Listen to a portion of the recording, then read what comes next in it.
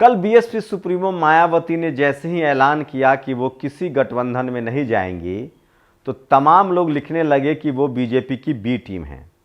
अजीत अंजुम नाम के एक सवर्ण पत्रकार ने तो कहा कि किससे डरी हुई है। लक्ष्मण यादव ने सवाल उठाया कि इस अनूठे फैसले से किसको फायदा होगा। सवाल ये है कि सबसे बड़ा सवाल कि मान लीजिए इंडिया गठबंधन में मायावती नहीं आई, लेकिन क्या गारंटी है कि जो लोग इंडिया गठबंधन में हैं वो चुनाव के बाद बीजेपी के साथ न जाएं? नमस्कार, मैं शंभू कुमार सिंह और आप देख रहे हैं नेशनल दस्तक। बीजेपी में न जाने की अगर सबसे बड़ी कोई पार्टी है जिसका ट्रैक रिकॉर्ड है तो वो है आरजेडी, मतलब लालू यादव की पार्टी, तेजस्वी यादव की पार्टी, जिसका ट्रैक रिकॉर्ड है कि वो आज तक कभी भी बीजेपी के साथ नहीं गई।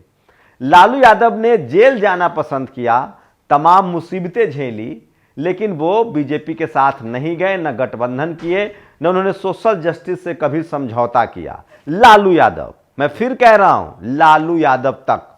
मैं उसके बाद के लीडरशिप की गारंटी नहीं ले रहा हूं। तेजस्वी यादव क्या करेंगे भविष्य के गर्भ में है। उनके एक भाई की भाषा हम सब जानते हैं। खैर, लेकिन आरजेडी और लालू यादव जब तक हैं तब तक ये लगता है और ये बात साबित हो चुका है कि वो नो कंप्रोमाइजिंग, कभी भी कंप्रोमाइज नहीं कर सकते हैं।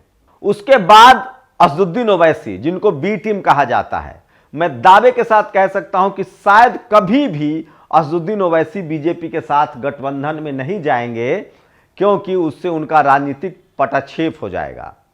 जैसे कश्मीर में महबूबा मुफ्ती गई, लेकिन बाद में उन्होंने उतने ही जोरदार तरीके से बीजेपी का विरोध करना शुरू किया। तो कोई भी मुस्लिम लीडरशिप वाली पार्टी बीजेपी के साथ गठबंधन में अब नहीं जा सकती है, यह तय है। और ओवैसी तो बिल्कुल नहीं, मतलब बी टीम ओवैसी नहीं है। रही बात बीएसपी सुप्रीमो मायावती की, क्या वो जा सकती हैं बीजेपी के साथ?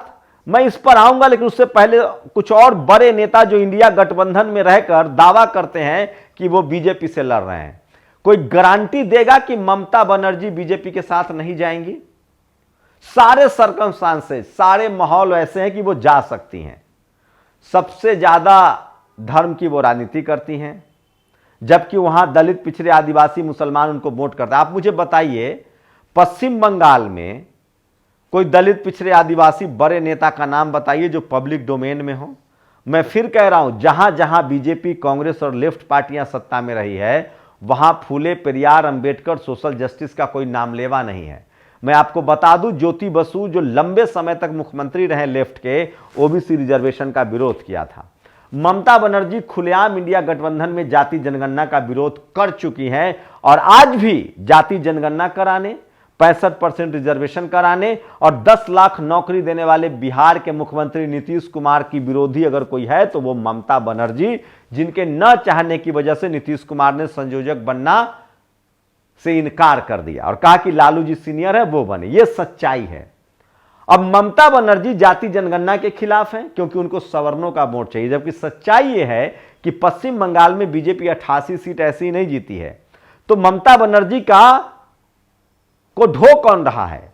वहां के दलित, पिछड़े, आदिवासी और सबसे ज्यादा मुसलमान ढो रहे हैं। बीजेपी पश्चिम बंगाल में एससी, एसटी, ओबीसी पर काम कर रही है और हो सकता है कि अगले चुनाव में बंगाल सबसे कमजोर कड़ी हो और बीजेपी बड़ी मार्जिन से वहां लीड लेते हुए दिखाई दे। सोचिए, जो पार्टी 88 विधानसभा चुनाव सीट जीत सकती है वो 25-30 लोकसभा जीत ले तो क्या कहने। मैं फिर कह रहा हूं, सवर्ण लीडरशिप वाली पार्टियां बीजेपी की असली बी टीम है, जैसे सवर्ण पत्रकार बीजेपी की असली बी टीम है जो हिंदू मुस्लिम के एजेंडे पर बात करते हैं। वो कभी भी रोजगार के मुद्दे पर बात नहीं करते हैं। क्या आपने कभी मायावती को देखा है धर्म की बात करते हुए? बीएसपी सुप्रीमो हमेशा नपे तुले अंदाज में शोषित, वंचित, गरीब, गुरबा, नौकरी, पढ़ाई लिखाई की बात करती है, जो काम आरजेडी और जेडीयू कर रहा है बिहार में। अब आते हैं अरविंद केजरीवाल पर।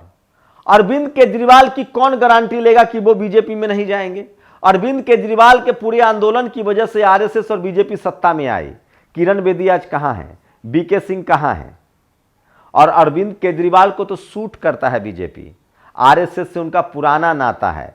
आरएसएस धर्म के नाम पर, जहां राम मंदिर के नाम पर राजनीति कर रही है, अरविंद केजरीवाल दिल्ली में हनुमान पाठ करा रहे हैं। मुझे कोई आपत्ति नहीं है, मैं बस सिर्फ अपडेट दे रहा हूं। तो कौन गारंटी लेगा कि आम आदमी पार्टी जब इंडिया गठबंधन से चुनाव जीतेगी और एससी एसटी ओबीसी के दल उनको vote, SC ST OBC vote कर देगा, उसके बाद भी वो नहीं जाएंगे बीजेपी में? कोई गारंटी ले सकता है क्या? कौन लेगा गारंटी इसकी? सवाल सबसे बड़ा ये है। लेकिन आरजेडी नहीं जाएगी, इसकी गारंटी है। मायावती नहीं जाएंगे, इसकी गारंटी है। कैसे, वो मैं बताऊंगा। अखिलेश यादव नहीं जाएंगे, इसकी गारंटी है, वो भी मैं बताऊंगा। ओवैसी नहीं जाएंगे, इसकी भी गारंटी है, मैं वो भी बताऊंगा। लेकिन सवाल है, ममता बनर्जी और अरविंद केजरीवाल नहीं जाएंगे, इसकी क्या गारंटी है? और दोनों ने नीतीश कुमार का विरोध किया था संयोजक बनने को लेकर। और अब कांग्रेस और आम आदमी पार्टी 5 राज्यों में गठबंधन करने जा रही है। तो सोचिए, कांग्रेस आम आदमी पार्टी को 5 राज्यों में सीट देगी। गोवा में देगी, हरियाणा में देगी, पंजाब में देगी, दिल्ली में देगी, 2 जगह तो बनता है।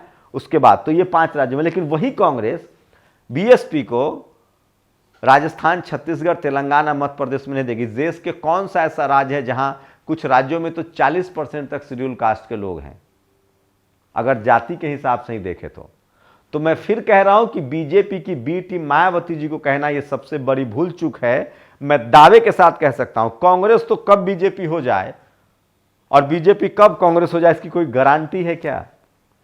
सपा के बीजेपी में जाने वाले नेता कोई है तो सवर्ण नेता हैं। बीएसपी से कोई सपा में गया, बीजेपी में गया तो सवर्ण नेता गया। लेकिन कांग्रेस तो पूरी पार्टी उठ के चली जाती है। उसके तो टॉप लीडर मिलिंद देवरा, जितिन प्रसाद, ये सब कहां चले गए? मैं फिर कह रहा हूं कि सवर्ण समाज को अगर आप वोट दे रहे हैं तो समझिए कि आप बीजेपी को ही वोट दे रहे हैं। अब आप कहेंगे कि ओवैसी क्यों नहीं जाएंगे? क्योंकि वो मुस्लिम लीडरशिप वाली पार्टी है और मुस्लिम समाज हर जगह इस देश में बीजेपी को हराने के नाम पर अपने दल को न वोट देकर तमाम, कहीं ममता बनर्जी को बंगाल में, दिल्ली में अरविंद केजरीवाल को, बिहार में आरजेडी जेडीयू को, यूपी में सपा बसपा को वोट करता है। उसने अपने राजनीतिक हितों को भी त्याग रखा है और वो हर कीमत पर हराना चाहता है बीजेपी को। दलित समाज हर कीमत पर बीजेपी को हराना चाहता है क्योंकि उसके संवैधानिक अधिकार खत्म हो रहे हैं। अब पिछड़ी जाति के लोग भी, बैकवर्ड समाज के लोग भी हराना चाहते हैं। और जो पिछले चुनाव तक धर्म के नाम पर वोट दे रहे थे, किसान, जाट, गुर्जर, पटेल, मराठा, वो भी बीजेपी से नाराज लग रहे हैं। अब सवाल है जो मैं कह रहा हूं, मैं फिर कह रहा हूं, अखिलेश यादव बीजेपी के साथ नहीं जा सकते क्योंकि उनकी मजबूरी है, क्योंकि उनकी पार्टी ही टिकी है मुस्लिम वोटों पर। वो नहीं जाएंगे। मायावती जी कभी नहीं जा सकती है बीजेपी के साथ क्योंकि उनकी पार्टी ही टिकी है दलित समाज के वोट पर और बीजेपी के वोट पर जो स्थिति है उसमें शेड्यूल कास्ट के लोग तो बीजेपी के साथ और नहीं दिखना चाहते हैं।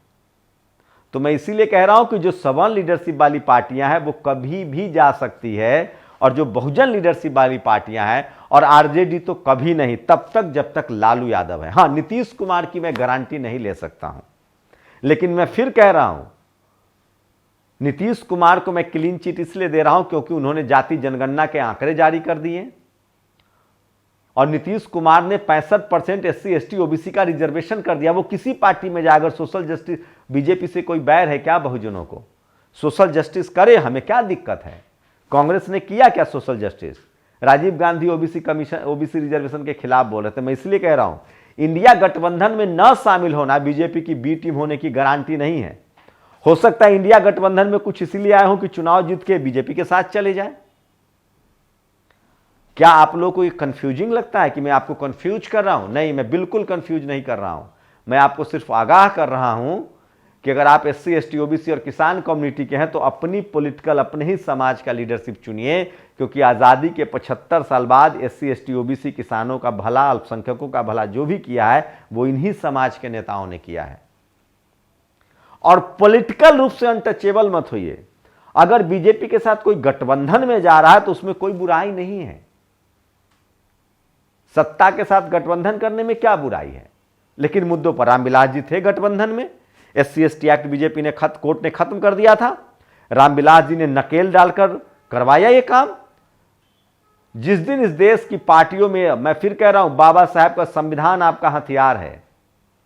इस देश में वोट की ताकत जैसे जैसे बढ़ेगी, सामाजिक चेतना जैसे जैसे बढ़ेगी, इस देश के 90-85% लोगों के बगैर किसी का काम ही नहीं चलेगा।